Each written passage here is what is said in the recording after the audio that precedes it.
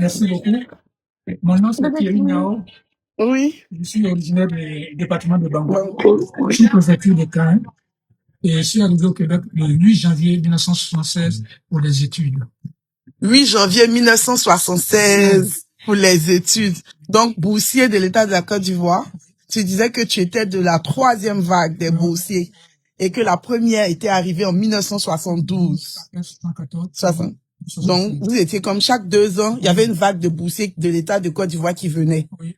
Et puis, de ce que tu m'as dit, donc tu as eu le bac, continue le bac, tu as étudié en France? J'ai eu mon bac en France, j'ai étudié en France avant de venir ici.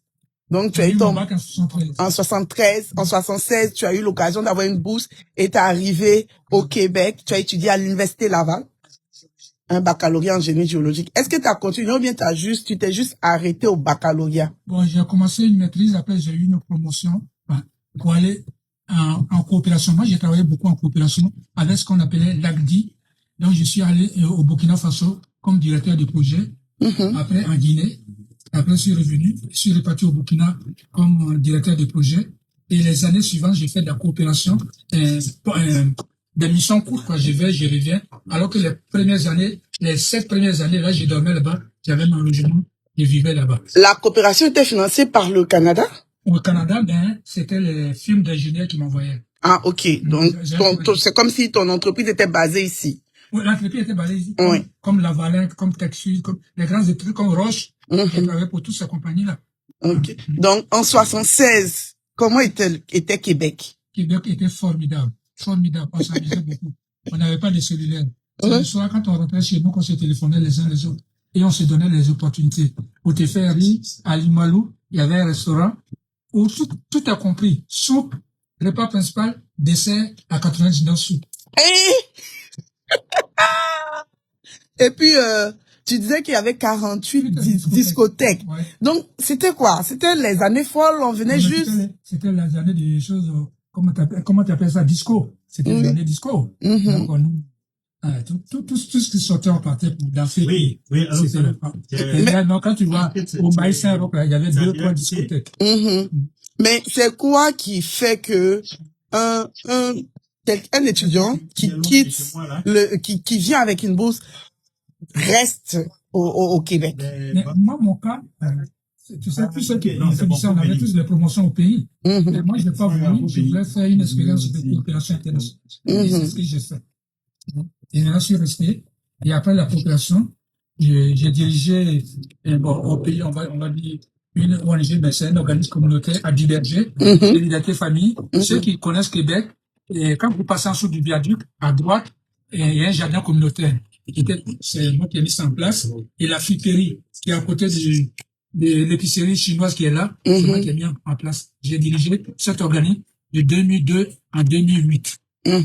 Après, j'ai travaillé pour d'autres choses. Et en ce temps, j'ai fait encore de la consultation. Est-ce que on peut demander quels sont tes liens aujourd'hui avec la Côte d'Ivoire? J'ai liens avec ma famille, parce que moi, je suis dernier d'une famille de 4 enfants. Tous mes frères, ma mère, mon père, tout le monde est mort. Donc, je suis en contact tous les jours avec mes neveux, mes nièces, parce qu'ils sont nombreux. Donc, et bon, c'est pas sur la plateforme. Ouais, ce matin, je viens de mettre quelque chose sur la plateforme où, dans mon village, les femmes nettoyaient enlevaient les saletés dans les rues de la ville. Donc, je suis tout le temps en contact avec eux, tout le temps, tous les jours. Le jour de marché, hier, c'était le jour de marché de mon village, j'étais en contact. Je suis le conseiller de mon chef du village, parce qu'on est des promotionnaires, donc on a l'imagination. Donc, je suis impliqué beaucoup dans mon village. Et comme je disais, Benjamin au courant, j'ai un projet qui me tient à cœur.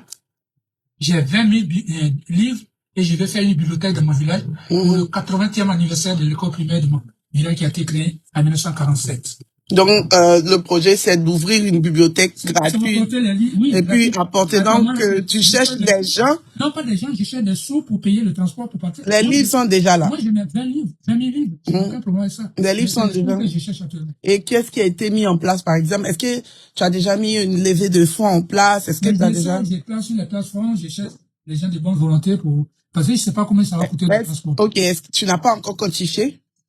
Non, j'ai pas demandé à la compagnie. Mais moi, je vais demander à un transiteur et puis, et puis je vais te dire le prix. Est-ce que tu sais ça au poids, ça doit peser environ combien? En 20 000 livres, il y a des petits livres, il y a des gros livres. J'ai beaucoup de gros livres. Ok. Je ne sais pas. C'est ça. Ok. Mais la bibliothèque est déjà existentielle ou Non, elle n'est même pas encore créée. construite? Je l'ai créée. Il y a que le bâtiment qui existe et c'est pour mettre les livres dedans. Ah, Et ok. Donc, toi, c'est transport. Comment on va faire pour quitter Québec pour arriver à Bangolo? Non, Non, à Caen, là. qui a 20 km de Bangolo. Ah, ok. Donc, toi, ton truc, quitter Bangolo pour arriver à Caen. Ouais. Et payer le transport du Québec à Caen. Ok. C'est ça que je cherche. C'est ça. Donc, mais je ne cherche pas des livres auprès des gens, je cherche non, de l'argent. l'argent pour pouvoir Benjamin, il sait combien de livres, moi j'ai lu. Ok.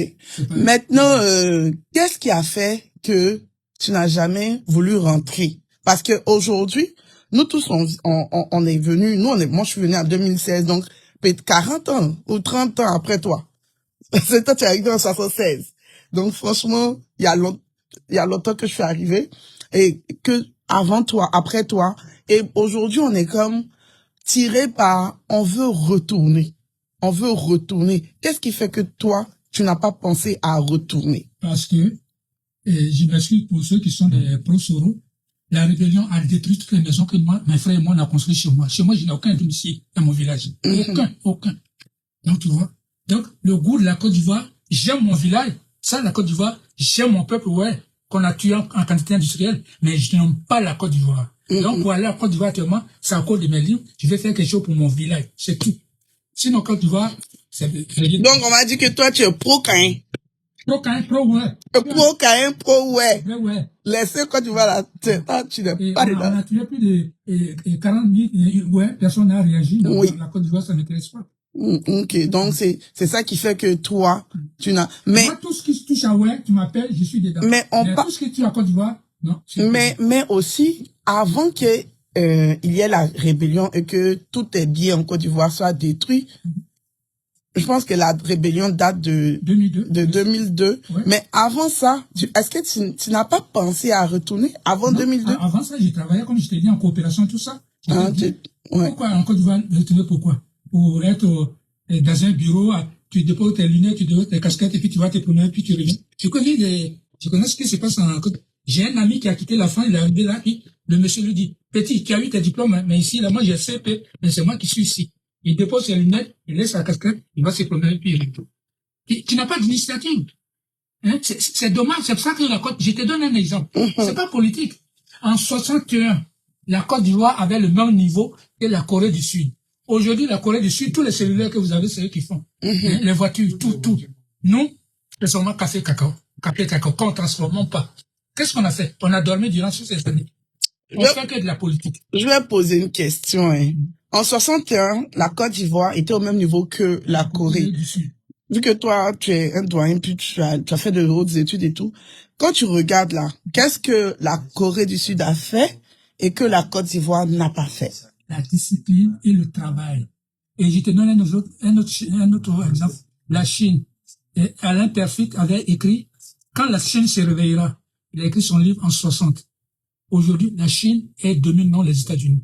Ce sont des pays où l'idée du pays est ancrée dans eux. Eux, ils travaillent pour le pays. En Côte d'Ivoire, on a manqué quelque chose, on ne sait pas quoi, mais on n'évolue pas. Hein? On crée des universités qui ne valent rien. Je viens de lire qu'à Bandoukou, les étudiants ont réussi à 95%. Université de Bandoukou, c'est comme cégep de Sainte-Foy, quoi. Hein? Ça vaut rien. Oh, le café, on n'est pas capable de le transformer. Au moins. Et le cacao. Rien la Côte d'Ivoire. Elle a un retard partout. Hein? Hein? On est allé à la Coupe du Monde. On aurait pu faire mieux que ça. On n'a pas fait. Hein? Un pays nordique, là-bas le froid comme au Canada, qui nous élimine. Comment tu veux être nationaliste avec ça? Mais aussi le nationalisme peut te pousser, toi, en tant que quelqu'un qui a étudié, qui a eu le privilège, la bourse du pays, à aller penser plus que travailler chez les gens, à, par exemple, penser... Ils m'ont donné l'argent, ils m'ont payé, c'est pas gratuit. Et moi, j'ai eu cet argent, puis j'ai aidé tous mes neveux et nièces. Ça, il n'y a pas de problème. Je n'ai aucun regret. Non, je parle pas de ça. Je dis, comment est-ce que tu pouvais aider la Côte d'Ivoire, à toi, ton niveau, à atteindre la Corée, par exemple? Non, regarde, je te donne l'exemple personnel. Je sais pas si vous étiez au courant.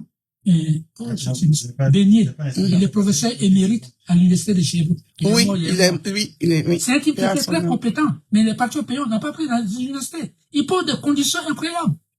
Hein? Ils ont créé l'université à moi. Je voulais être chargé de cours simplement. Non? Mais j'ai plus de 40 ans, on n'a pas besoin de moi. Tu vois, c'est des conneries de ces gens. Alors que dans ce pays-ci, tu peux travailler jusqu'à 80 ans. Moi, j'ai plus de 70 ans. Je continue à travailler. J'ai des amis, j'ai des messieurs que je connais qui ont 80 ans qui travaillent.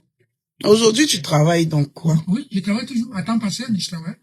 Ah, ok. Donc, retraité à temps partiel, oui. Et puis tu travailles à temps partiel. Oui. Et puis, comment tu vois la suite?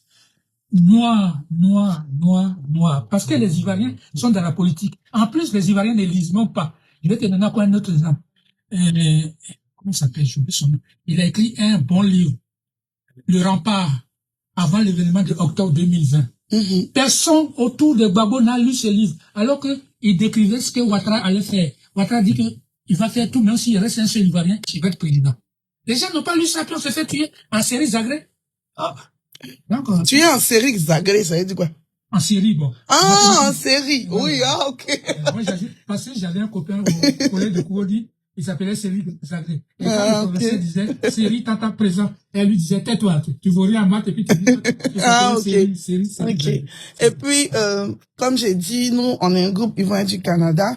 Si tu avais quelque chose à dire, un conseil, pour ceux qui sont ici, qui sont venus aussi comme étudiants étrangers comme toi, mais pas en 1976, mais plus tard, quel conseil tu peux donner? Parce que pour ceux aussi qui veulent étudier, juste étudier pour repartir au pays, pour développer le pays, quel conseil tu peux donner?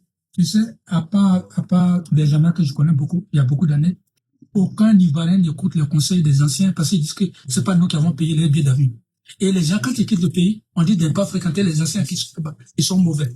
Donc moi, je donne pas de conseils. Chacun paye son billet d'avion, il fait ce qu'il peut. C'est tout. Nous, quand on était ici, on était solidaires. Mais aujourd'hui, non. Si tu n'as pas payé son billet d'avion, puis ils s'en foutent de toi. Non, on peut pas donner de conseils. Chacun fait ce qu'il peut. Conseil pas, c'est conséquence qui conseille. Le vieux m'a fini. Bon, un dernier mot, comme je vais pas donner un conseil là, un dernier mot, selon vraiment, je vais dire ta longévité au niveau du Québec. Tu m'as dit que vous n'êtes plus trop nombreux de votre vague qui est encore en vie au Québec. Et puis vous avez vu des murs, des pas murs. Aujourd'hui, moi je suis venue, ça fait 10 ans, mais Québec a changé selon moi.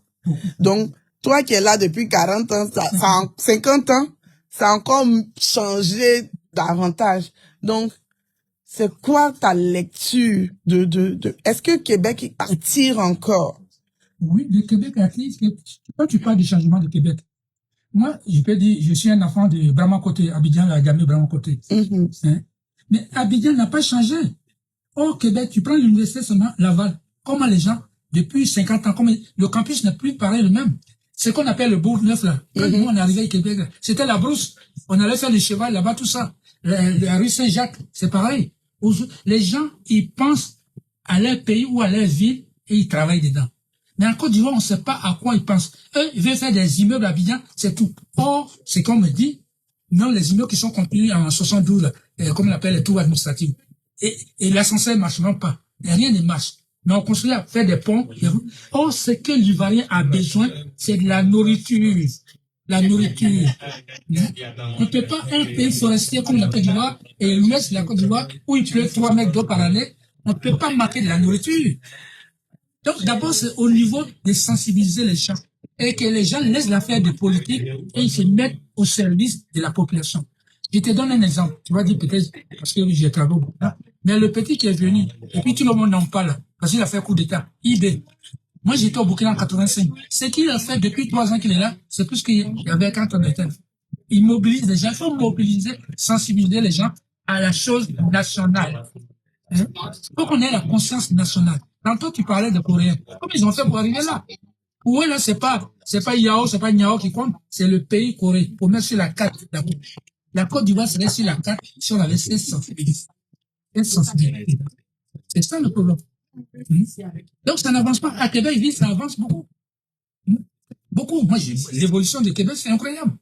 L'évolution de l'université là-bas, c'est incroyable.